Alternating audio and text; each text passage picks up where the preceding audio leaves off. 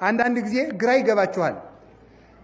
ክርስቲያኖች ድሃ እንሆናለን፣ ሃይማኖት የሌላቸው ሰው ደግሞ ሀብታም ይሆናሉ። ምን አይነት ችግር ነው እንላለን።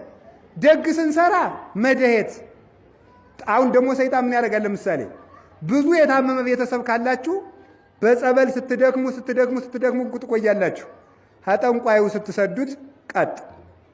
አንድ ሰው እያለ እኛ አካባቢ የነበርኩበት አካባቢ ማለት ነው እንጂ የተወለድኩበት አይደለም፣ ትምህርት ስማርበት የነበርኩበት አካባቢ እና አለ አንድ ገበሬ ነበርና በሬውን ቢያረገው ቢሰራው አልሄድለት አለ። ኋላ አንድ ጠንቋይ ቤት ምን ይለዋል? የማርያም ለጥመደው አለው። የአቡነ ተክለ ሃይማኖት ጸበል ቢረጭ፣ የገብረ መንፈስ ቅዱስ ቢረጭ፣ የአቡነ ሐራ ቢረጭ እምቢ ያለው በሬ የማርያም ለት ቢጠምደው ቀጥ ብሎ ጭልጥ አለ ማለት ነው። አሁን እንግዲህ ምን ለማለት ይመስላችኋል? ሰይጣን እንዲያደርግና ይውላችሁ አልተሳካላችሁም። ጸለይክ ለውጥ አላመጣህም። ጾምክ ለውጥ አላመጣህም። ገዳማት ትዞራለህ ለውጥ አላመጣህም። ግብረ ሰላም ታበላለህ፣ ትዘክራለህ፣ ታስቀድሳለህ። ምንም ያመጣው ነገር የለም። እኔን እኮ ማሸነፍ አልቻልክም ብሎ ተስፋ ለማስቆረጥ ምድራዊ ነገሮችን ሲጎሉብን እግዚአብሔር እንደተወን እንድንቆጥርና እግዚአብሔር ከኛ ጋር እንደሌለ እንድንቆጥር ሃይማኖታችንም ትክክል ያልሆነ እንዲመስለን ለማድረግ የሌሎችን ስኬት እየጠቃቀሰ የኛን ጎደሎነት እየጠቀሰ ክርስትና ትክክለኛ ሃይማኖት አይደለም። ትክክለኛ ሃይማኖትማ ቢሆን ጤና ታገኝ ነበረ። ለምን አይፈውሱህም? አሁን ዛሬ የሚባለው ፓስተሩ ጸልየው ይፈውሳሉ፣ የእናንተ ቄሶች ለምን አይፈውሱህም ይባላል። ይኸውላችሁ ሲጀመር ተመልከቱ። ጤና ብላችሁ ከመጣችሁ እናንተ በልቶ ሀጅ ናችሁ ማለት ነው። እንጀራ ብላችሁ ስራት እንድታገኙ ብላችሁ ከሆነ የምትጸልዩት በልቶ ሀጅ። እስቲ በሞት የበልቶ ሀጅ በሉ። ህዝቡ በልቶ ወዴት ሄደ? ቤቱን ሄደ። ጌታ ግን ምንድን ያለ? እናንተ በልታችሁ ሀጅ አይደላችሁም። እናንተ ጊዜያዊ ስጦታ የምትፈልጉ አይደለም። አዎ ብዙ ሰው አለ። አንዱ ዲዳ ዞ የመጣለ ዲዳ ልጁን ዞ መጣ። ልጄ ዲዳውን አብኝ ጌታችን ኢየሱስ ክርስቶስ በቃ እምነትሽ አድኖልሻል። ድኖ ቤቱን። ደንቆሮ ሆኖብኝ ልጆ ድኖላል። ድኖ ቤቱን። 12 ዓመት ደም ሲፈሳት የነበረች ሴት ደሙ ቀጥ አለላት፣ ድና ቤቷን። ጋኔን የነበረበት ሰው ነበር፣ ጋኔኑ ለቀቀው፣ ድኖ ቤቱን። ሐዋርያትን ግን ቤታችሁን ሳናላቸው ማዶ እንሻገር። እስኪ በሉላችሁ ማዶ እንሻገር በሉ።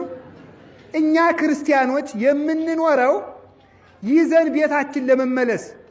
ቤተ ክርስቲያን የመጣችሁት ክርስቲያን የሆናችሁት ቤታችሁን ስትመለሱ ጤና እንድታገኙ፣ ቤታችሁን ስትመለሱ ሀብት እንድታገኙ፣ ቤታችሁን ስትመለሱ ጠላቶቻችሁ እንዲጠፉላችሁ አይደለም።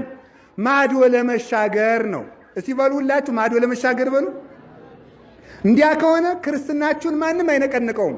ስለዚህ ነበረ በእውነቱ ቅዱስ ጳውሎስ ምን አለ? ፊልጵስዩስ ምዕራፍ 1 ላይ እናንተ በክርስቶስ ያመናችሁት በስሙ ልታምኑ ብቻ አይደለም መከራ ልትቀበሉ ነው እንጂ አለ። መከራ ልትቀበሉ ነው የተጠራችሁ። ስለዚህ ምንድን ነው ቤተ ክርስቲያን ለምን ትገፋለች? ለምን ቤተ ክርስቲያን ስትቃጠል ዝም ይላል? ለምን ክርስቲያን ይታረዳል? ለምን ይሞታል? እግዚአብሔርስ የት ሂዶ ነው ትሉኝ እንደሆነ ወደ ማዶ እየተሻገርን ስለሆነ ነው። ስለዚህ እኛ ተመልከቱ እዘን የምንመለስ ሳይሆን አብረን የምንሻገር ነን። እስኪ አንድ ጊዜ አብረን እንሻገራለን በሉ። አቤት አቤት አብረን 12 ሐዋርያት ነበሩት ክርስቶስ አይደል? እንዲያው በዚያ 12 ዓመት 12 ሐዋርያት ሲኖር 3 ዓመት ሲኖር አንድ ደቀ መዝሙር ከ12 ሐዋርያት ወይ ጴጥሮስ ወይ ዮሐንስ ራሴን አድነኝ ሲል ሰምታችሁ ታውቃላችሁ? አላለም። ሆዴን ይቆርጠኛል ያለ ሰምታችሁ? እውነት ግን ሐዋርያት 12 ውስጥ ቢያንስ አንዱን ሆዱን የሚቆርጠው የለም? ቢያንስ አንዱ እንደ ውጋት የለበትም? ቢያንስ አንዱን ጉንፋን አይዘው? እውነት ግን ሐዋርያት ሕመም የሌለባቸው ሆኖ ይመስላችኋል? ሐዋርያት ቤት የማያስፈልጋቸው ናቸው? እነሱ የሚበረድ ስጋ የላቸው? ፀሐይ የሚመታው ስጋ የላቸው? እሾህ የሚወጋው እግር አልያዙም? ጫማ ላይ አትያዙ ያላቸው ለምንድን ነው? እነሱ አይርባቸውም? የስንቅ አቅማዳ አይኖራቸው ያላቸው ለምንድን ነው? እነሱ የእነሱን ስጋ አውሬ አይበላውም? በትር አትያዙ ያላቸው ለምንድን ነው? ይዞ መመለስ ሳይሆን ይዞ መሻገር ስለሆነ ነው። የተጨነቀላቸው ለሰማይ ሕይወታቸው ነው እንጂ ለዚህኛው አልነበረም። ስለዚህ ሰማያዊ ሕሊና እንዲኖረን በጊዜው በምናጣው ነገር፣ በጊዜው በሚጠፋው ነገር፣ በጊዜው በምንዘረፈው፣ በጊዜው በሚደነፉ ሰዎች ተጨንቀን ተቸግረን ሃይማኖታችን እንዳንግድ ክርስቶስ ምን አለን? ወደ ማዶ እንሻገር። አሻግሮ የሚያይ እግዚአብሔር ያድለን።